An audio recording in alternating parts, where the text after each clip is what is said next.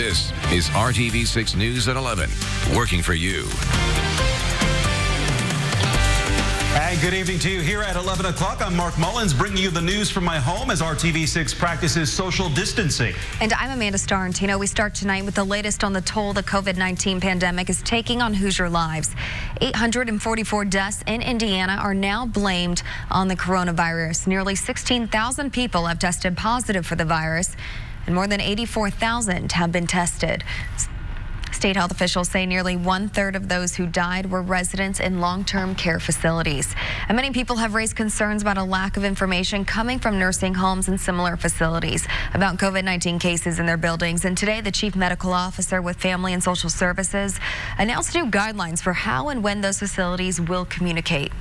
It's going to require that facilities designate a staff to provide communication, and that this will occur daily, and it's to inform both the residents and their designated representatives of the total number of COVID-19 cases and deaths, as well as actions that they've taken to prevent the spread of this illness.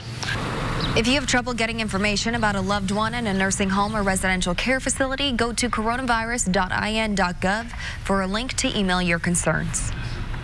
The Rebound Indiana is our initiative to make sure you and your community make it through the impact of the coronavirus pandemic. That includes resources available from local and state levels to help you and your family make ends meet.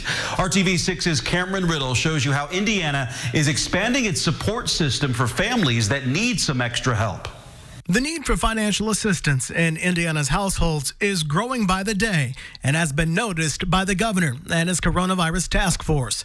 Indiana Family and Social Services Secretary Jennifer Sullivan says applications for state assistance programs are up by 75%. SNAP applications are 253% higher. TANF applications are 209% higher. Sullivan says food insecurity was already a widespread issue in Indiana before the pandemic. Now, 2 months into a stay-at-home order, Indiana leaders are asking FEMA for a month's worth supply of food to give to Hoosier families. Beginning this week, Indiana's 12 charitable food banks, a large community kitchen, and the Salvation Army of Marion County will begin receiving a weekly shipment of 125,000 FEMA meals. The additional food also comes with additional assistance for health care. In all Medicaid programs, cost sharing is suspended. This includes the Healthy Indiana Plan and the Children's Health Insurance Plan. This means there are no co-payments at the doctor, and premiums and power account contributions are waived for the months of March through August of 2020. Next month, anyone with students missing out on their free or reduced price school lunch can receive SNAP benefits to feed their family, including families that wouldn't normally be eligible for food assistance. This expands SNAP benefits to 400,000 Indiana children. Households not currently receiving SNAP benefits will receive a new pandemic EBT card in the mail with benefits automatically added. You don't have to do anything to receive these new benefits. Cameron Riddle, RTV6. You can also find many local options if you need help feeding your family during this difficult time. School districts, Indy parks, churches, food pantries, and many other agencies and organizations are offering free meals. For more information, go to theindychannel.com/rebound and click on Making Ends Meet. Getting employees back in the office is a big part of Indiana's rebound process, and it could come with a lot of challenges. Workers may have a hard time finding childcare or be at a higher risk for the virus, which continues to spread. The nonprofit group Workplace Fairness has some guidance on employees' rights when it comes to getting back to work. If you're completely healthy and you just want to stay at home because you want to stay at home, which can be understandable given the circumstances, but your employer can still compel you to come to the office, unfortunately. The executive director of Workplace Fairness says the pandemic has brought out the best and worst in companies. Some are not honoring longstanding employment laws or engaging in practices that are worker-friendly. Employers will ultimately be the ones required to meet new expectations like complying with social distancing, providing protective equipment, temperature checks, or testing. Workplace Fairness believes many employers will be sensitive to the needs of employees.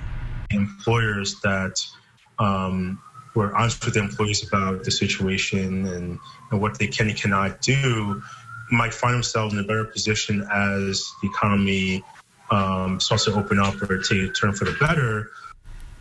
You can find resources and information about workers' rights and new legislation related to the virus at workplacefairness.org. Indiana's stay-at-home order is in effect through Friday. Some other states have started lifting widespread restrictions, allowing businesses like restaurants to reopen. ABC's Ramina Puga reports either way, preventing the spread of COVID-19 is still a priority.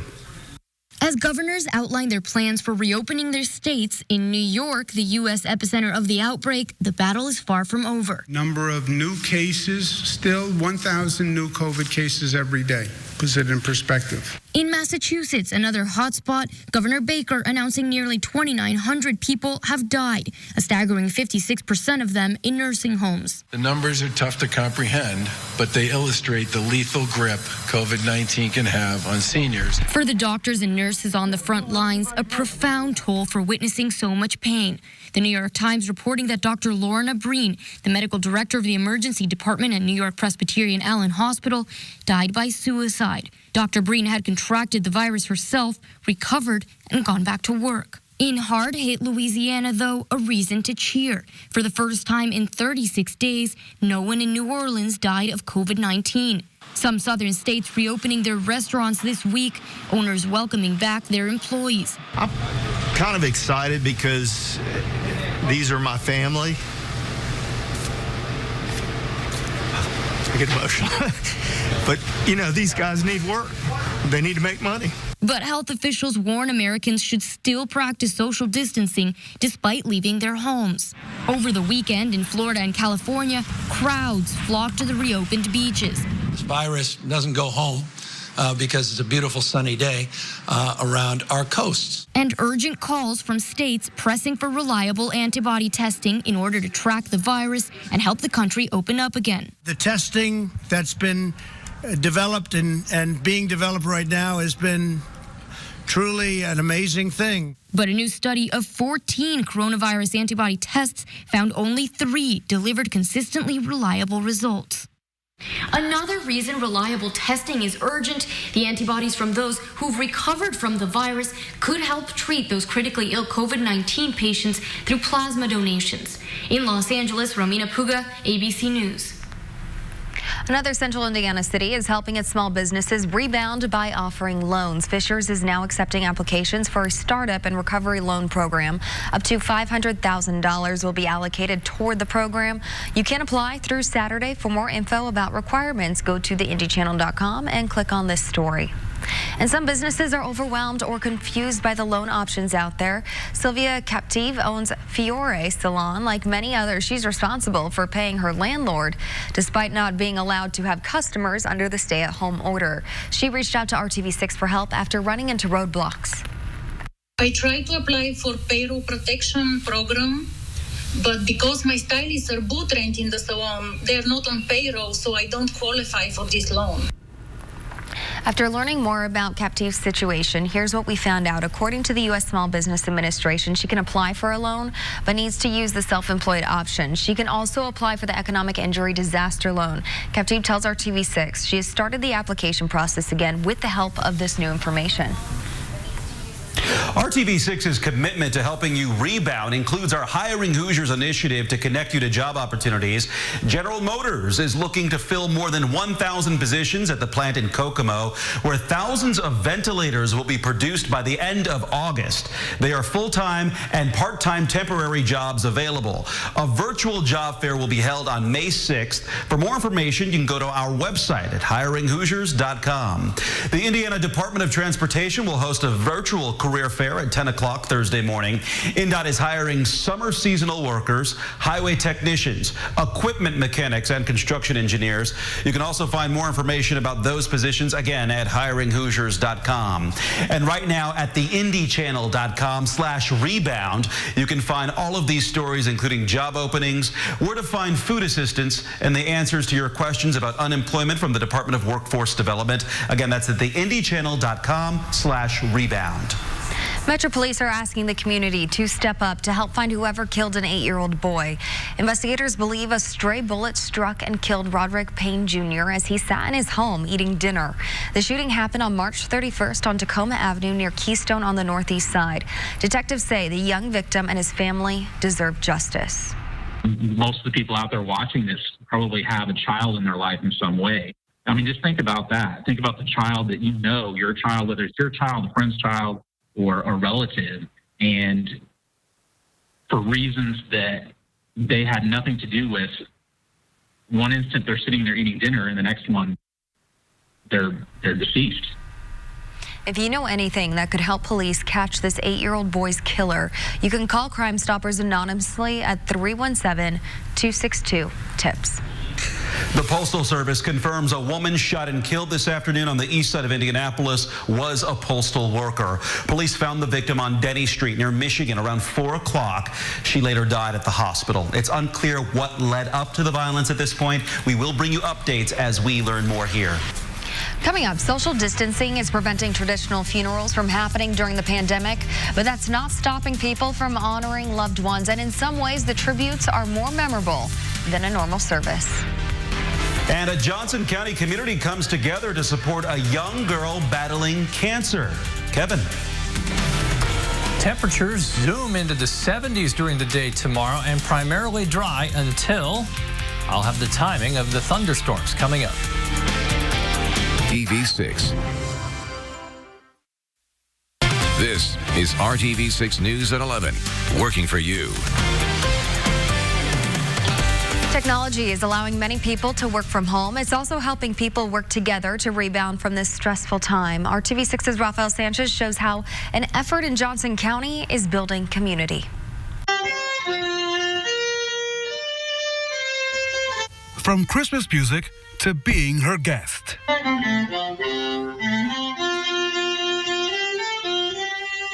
That's Miss Emily playing her viola and connecting with people stuck at home. Her daily musical concerts are part of the Better Together campaign in Johnson County. The group, using Zoom, has created a daily calendar of activities presented by local people sharing their skills to keep people in a routine and mentally healthy. How can we engage in a natural, entertaining way and still have access to other people? Just imagine all the stress rolling off that shoulder. Let it go. This is Yoga with Dee Woods. She leads a number of classes for people of all ages. And then coming back to center. Place your hands on your thighs and just give yourself a little squeeze, a little hug. Squeeze it up. Squeeze, squeeze, squeeze. And then at the end, we check back in to see if there's anybody we want to pray for or, anybody we want to put in our thoughts. And then sometimes I get off and they stay on and chat just because they want that community and they miss seeing each other. So I just let them stay on and hang out in the Zoom room and kind of be together. I'm adding 1 chopped onion. Use whatever onion you have, red, white, sweet. Heather Tallman serves up some good ideas on how to make the food in your pantry stretch with some good tasting recipes.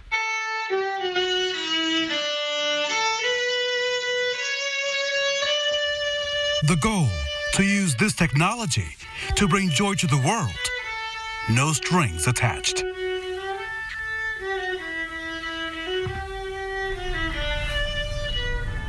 And that was Rafael Sanchez reporting. The goal is to keep the Zoom calendar going as long as it's needed.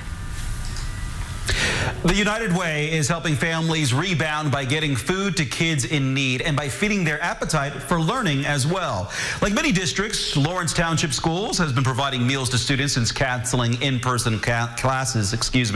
Starting today, kids are also getting a free book thanks to the United Way and Roche Diagnostics. They teamed up to donate books to students as part of their Read Up program. The United Way's COVID-19 Community Economic Relief Fund supports many organizations that are serving people affected by the pandemic. You can donate to the fund by texting HELP 2020 to 91999. Local farmer markets will be allowed to operate for the spring season, and the popular Broad Ripple Market is getting ready to open on Saturday with some safety changes. People are being asked to wear masks. Pre-order online if you can, and there will be no dogs eating or drinking allowed on site. The owner of Caprini Creamery in Spiceland says 10 to 20% of the company's weekly income usually comes from the farmers market. He says many steps are being taken to protect vendors and customers. The State Department of Health, Indiana Grown, Indiana Farm Bureau have all supported rolling out procedures like this across the state. So there's going to be many, many farmers markets opening this Saturday. So a lot of people's livelihoods will be affected. Another big change for the market this year, a new location. It will be in a parking lot near the Glendale Shopping Center. The Broad Ripple Village Association says IPS could not honor the lease for the typical location outside of the old Broad Ripple High School due to social distancing guidelines. RTV6's We're Open Indy initiative continues to showcase businesses that are open during the pandemic. Tonight, our Brad Brown shows what's on the menu at a popular Central Indiana restaurant chain with a Cajun twist. You could walk right by this little shop on the south end of Broad Ripple, but those in the know that some of Indy's best food is inside. Our customers have been so understanding and so generous with the staff. And man, I'm lucky I got these few kids that still want to work. This guy, that they still, are here working and making it happen. This first location of Yats opened in 2001. Now they're all over the area. While some of those locations are closed for now, the ones that are open keep the Bayou flavors flowing.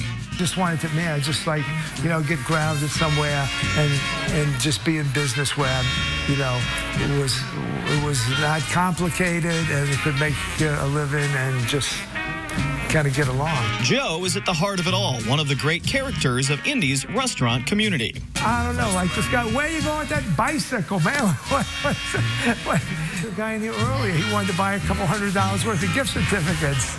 And I said, oh, man, we're okay. What if I die? I said, you're going to get jugged for the $200. A little bit Cajun, a little bit Creole.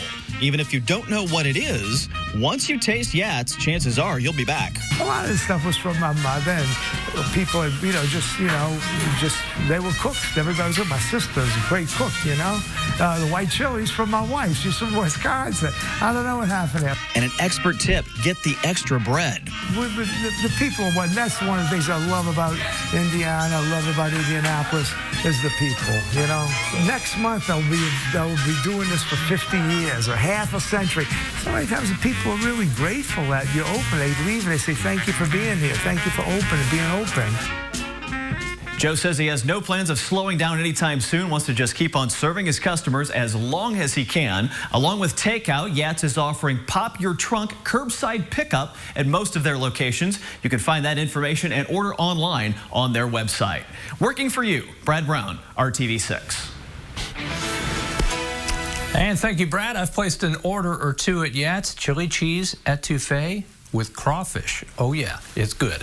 Let's look at some headlines. We've had some showers tonight. Maybe a few of you have had those, but they're just showers. 24 hours from now, I think we'll have some thunderstorms arriving. There's a low risk. A few could be strong to severe with damaging wind, the main threat. Wednesday and Thursday, quite cool, still wet, and then a breakout 2 days. Friday and Saturday, as we move into the month of May, it will get warmer. Saturday, mid-70s and dry. Rain chances during the daylight hours tomorrow, very low. Not expecting any issues there. It'll be in the 70s. Tomorrow night into Wednesday, turns wet. Wednesday, temperatures in the 50s most of the day, and the rain continues into Thursday morning. Here are 3 different models giving a fairly consistent view of rainfall potential, anywhere from 1 inch to 1.25 inches, and that will last into Thursday morning. Okay, here are the showers north and east from Hartford City to Portland and Winchester, Muncie, Newcastle. Then, as you can see, southwest of Indy along I-70 near Cloverdale. Nice little downpour there. These are all migrating to the south and east. For us tomorrow, temperatures into the 70s. So I've talked a lot about rain, but again, don't be fooled. Tomorrow, basically dry day. It's tomorrow night that our chance for showers and thunderstorms increases. Temperature jumps into the 70s. We only made it to 67 for the high today. There's your probability of rain jumping into the 70 to 80% chance rate by the time we get to after midnight tomorrow night into the early morning hours. The green, Lafayette, Terre Haute, western portion of the state represents the marginal or low risk for severe storms. We'll update that through the day tomorrow. By 11 o'clock tomorrow night, you see 9 o'clock just west of Terre Haute to Lafayette. By 11 o'clock, thunderstorms into Kokomo, Indianapolis, down to Bloomington. This model run just updated, so it's a little bit faster than 1 o'clock in the morning. That first initial wave pushes off, but you can see more rain. The severe threat won't be a component to that on Wednesday, but more widespread rain will certainly be around. Thursday, coolest day in my forecast, 55 degrees. Sunshine is back with us Friday as we say hello to the month of May. 64 with sunshine, a full 10 degrees warmer than that on a Saturday. 74 with sunshine, chance for some thunderstorms on Sunday. That's what we've got. Let me just mention one more thing. Beyond the 7-day forecast, looks like we have below average temperatures. I'll be back in a bit. And the community continues to work together to support neighbors in need during the pandemic. A grassroots parade in Johnson County today looked more like a traffic jam. Countless friends and family drove down the street to honor and celebrate a 7-year-old girl battling brain cancer. Drivers honked, passengers blew bubbles, and loved ones dropped off gifts for Addison Barnes. Addison says she was totally surprised. I loved it. All of my friends joining and my family. This is something that she's never going to forget. About 10 minutes into it, she looked at me and she said, "Was this all planned for me?" And I said, "Yes, baby, it was all planned for you." And she just hugged me so tight. So I know she appreciates it, and she's never going to forget this. Addison is scheduled to go to Cincinnati Children's Hospital on Thursday to start radiation treatment. And this evening, people celebrated caregivers at Community Hospital East. Organizers say they wanted to honor workers on the front lines of the crisis. The group held colorful signs and cheered on hospital employees as they drove by to start or end their shift. In a virtual funeral, you see everybody's faces, which is actually incredibly powerful. Next, with funeral services limited due to the pandemic, family members are finding new ways to honor their loved ones. Make a donation or volunteer today. This is RTV6 News at 11, working for you. Grieving the death of a friend or a family member is difficult in any circumstance, but social distancing restrictions are making the process more painful for some because they cannot hold a traditional funeral. Scripps reporter Chris Stewart found other ways that loved ones are being honored.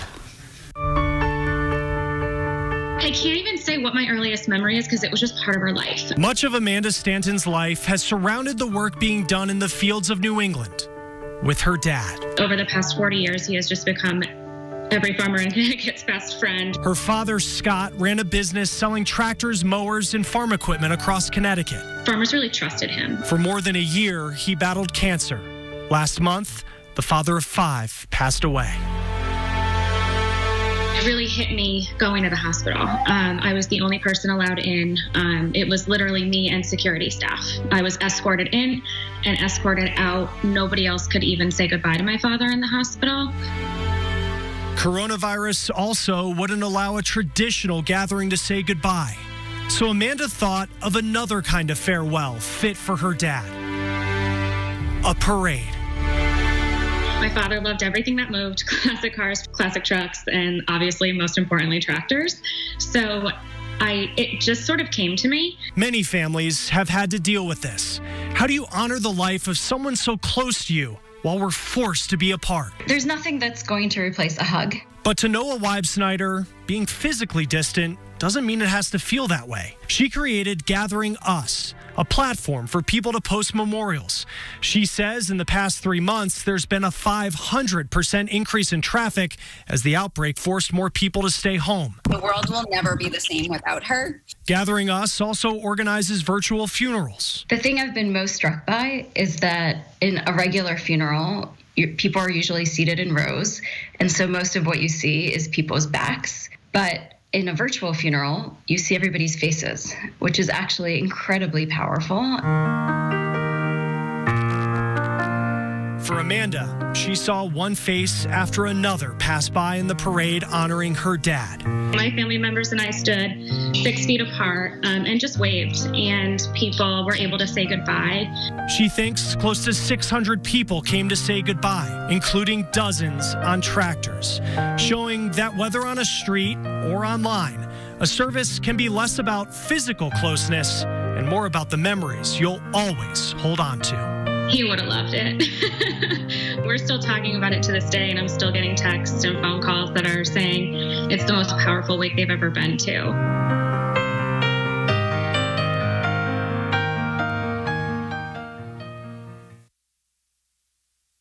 The RTV6 app. RTV6 working for you.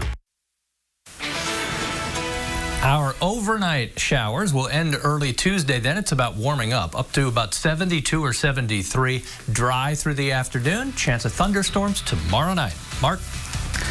All right, we made it through a Monday. Thanks for joining us for RTV6 News at 11. GMI comes your way at 4:30. Have a great night, everybody.